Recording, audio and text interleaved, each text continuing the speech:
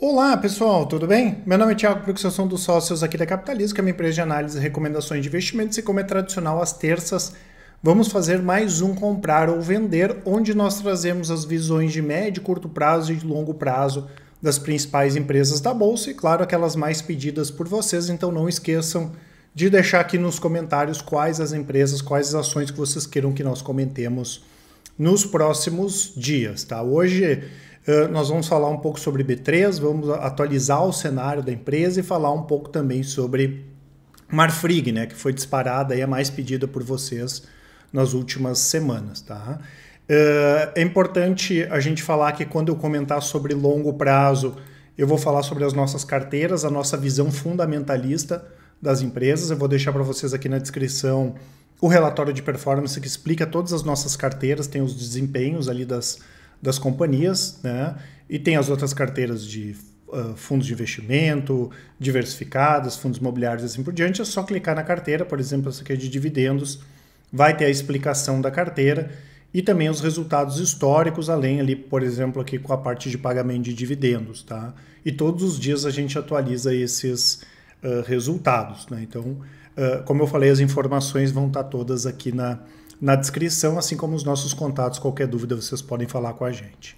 Começando aqui então, né, pessoal, Marfrig e B3 são as ações que a gente vai comentar um pouquinho, vai trazer essas duas visões de longo e de médio e curto prazos, né? A Marfrig é uma empresa que a gente acompanha há bastante tempo, ela é líder global hoje na produção de hambúrgueres, por exemplo, e a segunda maior produtora de carne bovina do mundo, só atrás da JBS, tá?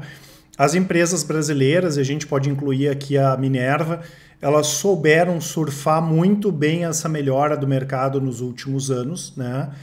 Principalmente JBS e Marfrig em termos de crescimento, né? As empresas fizeram várias aquisições e aquisições importantes, e além de ter crescido bastante organicamente, esse movimento ele vai continuar aí nos próximos anos, né? Então as empresas se internacionalizaram, né? Hoje cada vez mais elas vão ser empresas de fora, né, do que empresas aqui brasileiras. Inclusive vai pipocar, vocês podem ter certeza aí nos próximos anos, né, a possibilidade de empresas como Marfrig, JBS, por exemplo, listar suas ações lá fora, né? Então essa questão da internacionalização é importante, até porque a Marfrig tem essa posição forte na América do Norte. Isso, claro, traz mais previsibilidade. Ali está os Estados Unidos, maior economia do mundo, e é importante, né, ter previsibilidade, ter qualidade em relação à questão da receita, né? Tanto que, mesmo com a alta que a gente teve, por exemplo, do custo do gado, né, tudo ficou mais caro, né, as empresas conseguiram repassar preços, né, também em função dessa posição que eles têm na América do Norte e também na parte de exportação, já que o dólar continua com preço bastante atrativo, tá? Então, nesse sentido, é uma empresa top, né, a Marfrig, tá? Então, nos últimos anos, eles aproveitaram essa questão da alta do dólar, né? As empresas acabaram desalavancando, mesmo que a gente entenda que o endividamento é elevado, já foi bem pior, né? As empresas conseguiram ajustar em termos de geração de caixa, conseguiram também voltar, inclusive, a pagar dividendos, então aproveitaram bem esse bom momento, né? A gente não pode esquecer, por outro lado, que o grosso desse efeito da peste suína africana, que foi o grande impulsionador aí há 2, 3 anos, ele não é projetável agora, porque a situação ela, já melhorou em relação a isso, né? Então aquele efeito que nós tivemos nos últimos anos de aumento de preço, ele cessou. Mas, né, por outro lado, dificilmente a gente vai ter uma redução aqui dos preços quando a gente fala de boi, por exemplo, porque é uma tendência que veio para ficar. O consumo, né, de carne bovina, por exemplo, de carnes com maior qualidade, continuar crescendo, né, especialmente na Ásia, né, em países como a China e outros países aí que melhoraram e vão continuar melhorando a sua condição econômica, tá? Então as empresas estão bem posicionadas em relação a isso, claro, e trabalham com a parte de processados, enfim, né? Uma enormidade de mercados aqui que essas empresas têm para atuar, tá? Isso percebe-se pelo resultado, né? Só se a gente pegar a parte operacional aqui, considerando o segundo trimestre desse ano como o segundo tri do ano passado, a receita subiu 67%, né? E quando a gente olha aqui, a gente está falando de 34 bilhões de reais de receita, é muito considerável, né? Então, isso faz de empresas como a Marfrig aí uma gigante. O lucro subiu bem também, quando a gente pega o consolidado dos últimos anos, vê tanto a receita quanto o lucro crescendo muito bem. Né? Então, como eu falei, cuidar um pouco em relação a essa questão da alavancagem, cuidar para não projetar, né, essa melhora, que boa parte dela foi em função da peste suína africana, apesar da gente entender que a gente deva ter pelo menos uma estabilidade aí do preço do boi nos próximos anos, tá? Até porque fora a América do Sul, né, não tem nenhum outro continente que, por exemplo, está conseguindo adicionar uma quantidade relevante de cabeças de boi, por exemplo, em rebanhos, né?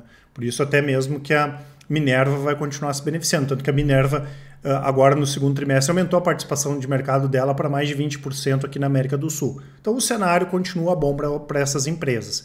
Quando a gente fala de alimentos, a gente prefere outras companhias, tem recomendações de longo prazo para outras empresas, mas não tem restrição com Minerva, com JBS, nem com Marfrig.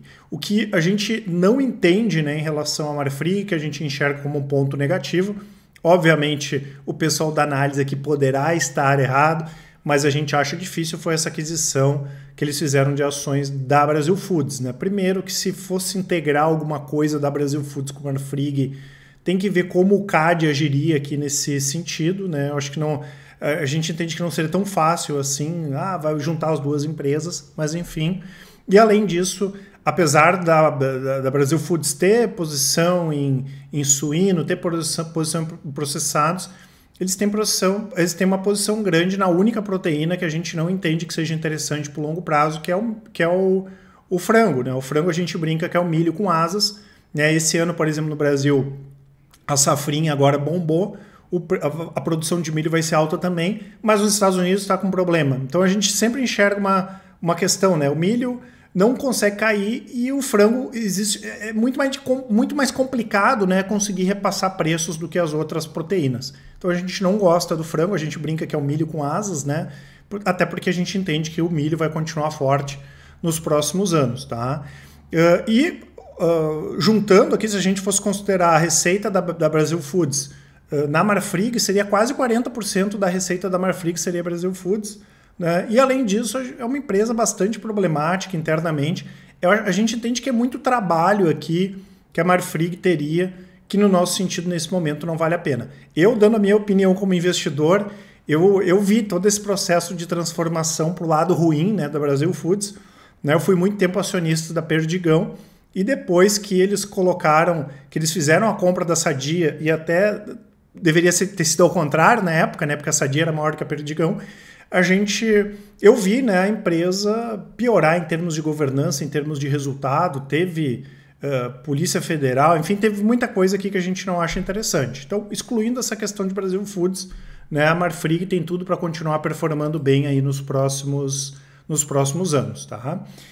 Em relação a B3, né, pessoal, a gente entende que é uma situação um pouco diferente. A B3 tem uma estrutura fantástica, sim, é uma empresa bem verticalizada, diferente da maioria das bolsas aí pelo mundo. Ela não depende só de mercado de ações, né? Ela tem a parte de tecnologia, dados, serviços, tem toda a parte aí da cadeia de financiamento para veículos e imóveis, né? Já tem uma empresa junto com a TOTUS para competir com a Sinqia, fornecendo soluções, softwares, por exemplo, para empresas do setor financeiro, que cresce demais, fintech, empresas de previdência, fundos de investimento, assim por diante.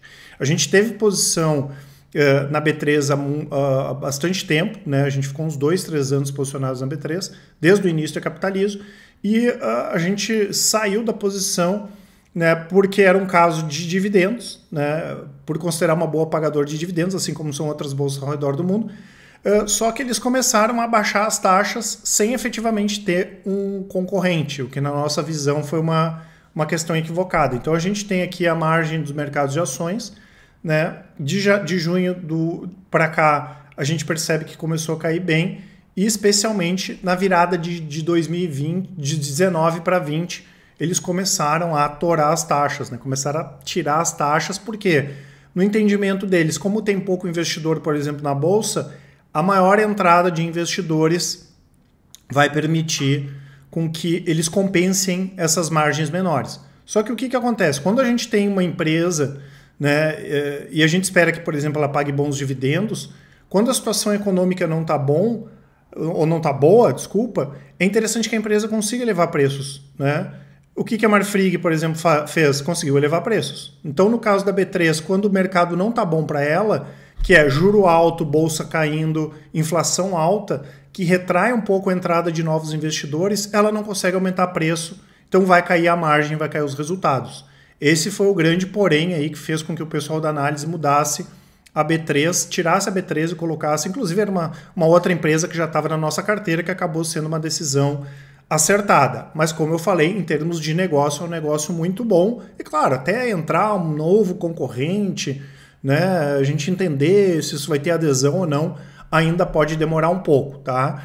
E a segunda questão que nos deixa incomodados aqui com a B3, né, é a parte de passivos, tá? Eles alteraram aí nos últimos trimestres, inclusive algumas... E é tudo passivo antigo, né? Coisa que pode demorar mais tempo para ter uma decisão em termos judiciais, tem uma coisa que vai para o STF, enfim, a gente sabe como funciona isso no Brasil, mas sempre existe o risco de perder isso, né? Tem processos ali de 99, ainda quando era separado, né? BMF da Bovespa, tá? Inclusive, num dos maiores processos aí, eles revisaram recentemente a possibilidade de perda de remota para possível, né? Um processo de 31 bilhões de reais. E tem outros processos, tem mais passivos aqui também, que é coisa mais antiga, tá? Então isso nos deixa um pouco desconfortáveis, né? Mas não menos do que essa questão aqui das margens, que até agora a gente não entende essa política da B3 aí para baixar preços, né? Sem efetivamente precisar ter feito isso, né? Porque a gente não viu nenhum concorrente da B3 para justificar, né, que ela tivesse baixado essas taxas, tá? Inclusive o pessoal, na época que a gente recomendou venda, calculou, né, a questão do volume, o que aumentou de volume, porque a taxa diminuiu, e não era uma coisa que na ponta do lápis lá fazia muito sentido, tá? Mas como eu falei, em termos de negócio, uma empresa bem interessante. Antes da gente olhar a visão de médio e curto prazo, que é o gráfico, né, pessoal, aqui embaixo vai ter a parte dos resultados, né, das estratégias de médio e curto prazo, swing trade, rastreador, long short, swing trade, 2 a 10 dias. Rastreador, por exemplo, 3 a 6 meses. Ali vão ter os resultados também, as explicações das estratégias, vocês vão poder acessar tudo. E aí eu lembro que as estratégias de longo prazo, com 10 minutos por dia, vocês conseguem... as estratégias de longo prazo, 10 minutos por mês, e as de médio e curto prazo, 10 minutos por dia, vocês conseguem acompanhar, tá? E vai ter esse cupom que dá 30% de desconto na assinatura completa, né? Que tem as estratégias de médio e curto prazos e tem 4 carteiras de ações, dividendos, internacional, top crescimento e também a micro small caps, tá? As informações todas na descrição, aproveitem, um baita desconto aí, 30%, né?